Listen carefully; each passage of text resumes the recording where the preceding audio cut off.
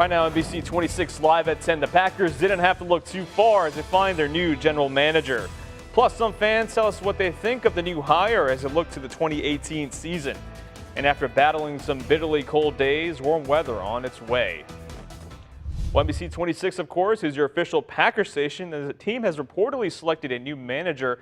Chris Barrier takes it from here. Chris. Hi, Mo. Good evening. That's right. There's a new sheriff in town, and his name is Gutekunst. Doesn't exactly roll off the tongue like, say, Ted Thompson does, but it's time to get used to that name because Brian Gutekunst has been reportedly hired as the new GM in Titletown.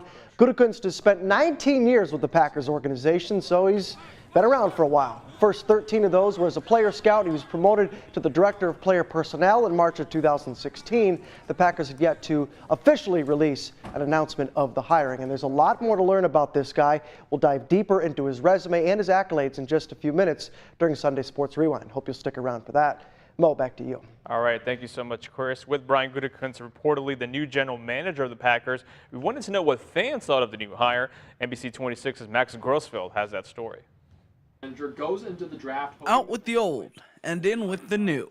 Brian Gutekunst will reportedly replace Ted Thompson as general manager of the Packers, leaving fans with one question. Who? I thought someone else would have got the job, to be honest with you.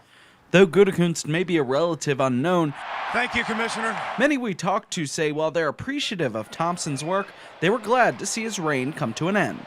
Well, when he stepped down, I thought maybe it was probably time for him to step down at this point. You know, he's done quite a bit for the team as far as I'm concerned, you know. But it's time for a change, too. Well, Gutekunst may not have the same name recognition for casual fans as other GM candidates. Those who know who he is say his background in personnel brings a fresh outlook to the GM position. I like Gutekunst's background in scouting. I think it brings a unique aspect to the job rather than just being focused on player salary. I think he sees talent and he will bring a lot of talent to the Green Bay Packers. Gutekunst's team-building ability will be put to the test soon, with the NFL Draft only a few months away. Keeping you connected in Green Bay, Max Grossfeld, NBC 26.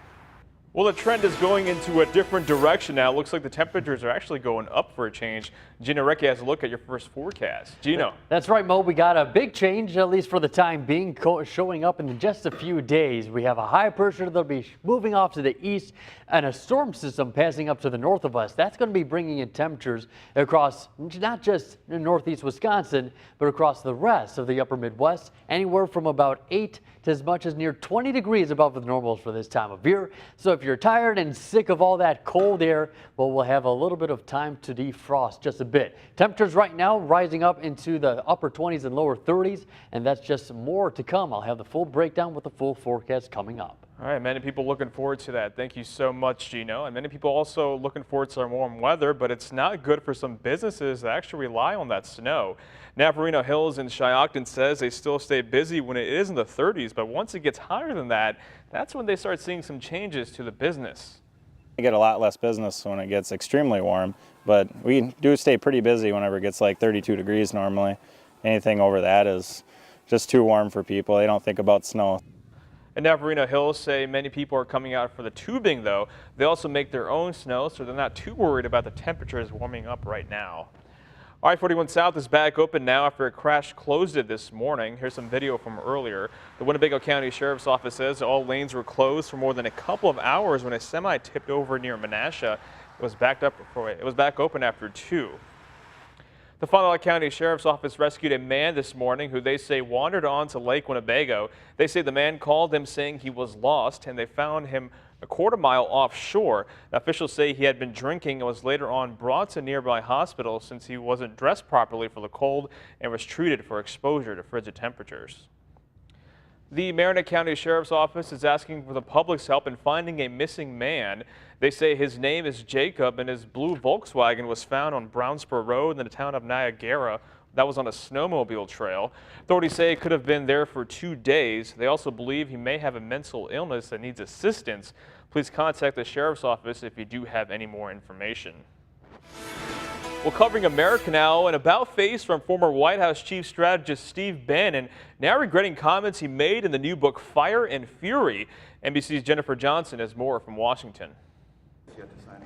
Former White House chief strategist Steve Bannon apparently trying to patch things up with President Trump, now expressing regret for comments made in the new book, Fire and Fury, including about the president's son. In a statement, Bannon said Donald Trump Jr. is both a patriot and a good man. But Bannon had reportedly told author Michael Wolff that Trump Jr. and son-in-law Jared Kushner's meeting with a Russian lawyer over possible dirt on Hillary Clinton was treasonous and unpatriotic, and that prosecutors were going to crack Don Jr. like an egg on national TV. It reads like an angry, vindictive person spouting off to a highly discreditable author. But Wolff stands by what he wrote. If I left out anything, it's probably stuff that was even more damning. It's that bad. It's that bad. I mean, it's an extraordinary moment in time. President Trump fought back Sunday, tweeting, "I've had to put up with the fake news from the first day I announced that I would be running for president. Now I have to put up with a fake book." Fire and Fury claims those around the president question his intelligence and mental fitness, but his team disputes that. Statements like the one Mr. Wolff made about how we all think about the president, they're just ridiculous on their face. They're frankly beneath the conversation. The CIA director also says the president is fully engaged and understands complex issues. The president is back from his Camp David meeting with Republican House and Senate leaders, where immigration reform and getting his border wall built topped the agenda. Jennifer Johnson, NBC News, Washington. And former President Barack Obama will be the first guest on David Letterman's new Netflix talk show. This will be Obama's first television talk show appearance in the U.S. since leaving office. The show, titled My Next Guest Needs No Introduction, launches January 12th. Netflix says the former Late Show host will do both in-studio interviews and field segments as well.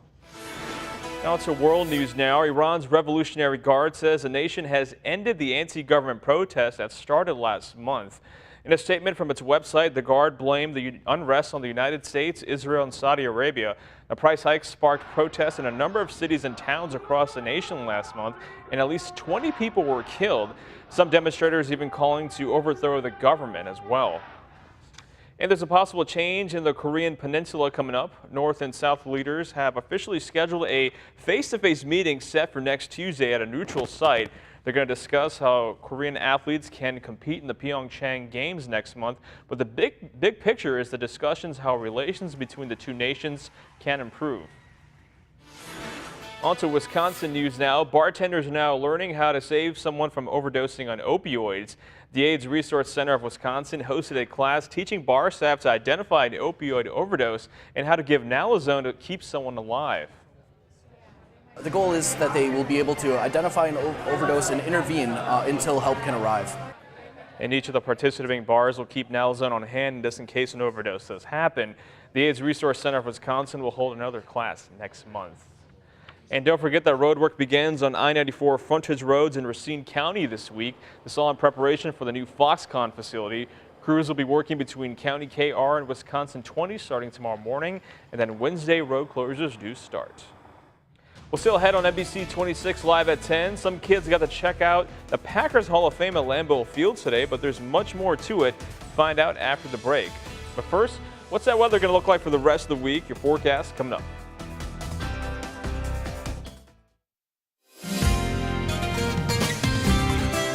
And now, your Storm Shield forecast from NBC 26. A little bit more cloud cover today as we had a little weak system of snow that started off late last night into this morning, brought in a dusting. But now we're talking about another light dusting of snowfall later on this evening. But temperatures, that has been another story, and we are still mild at this time in the mid-20s to near 31 degrees down in Sheboygan, Fond du Lac at 30 degrees, and Appleton holding steady at 28 this evening. We won't be seeing much of a drop off in temperatures thanks to winds coming in out of the south between 5 to 15 miles per hour. So yes, we are quite much warmer right now than just 24 hours ago. Take a look. Detroit, Michigan, 31 degrees warmer right now than this time last night. 25 degrees warmer in Chicago and 17 degrees warmer up towards the UP. But here's where that snowfall is advancing from the west It looks a little ominous, but we're only talking about a light dusting of accumulation, very similar to what we woke up this morning. So add that on top of what we saw, and we're perhaps seeing maybe another ½ inch or so.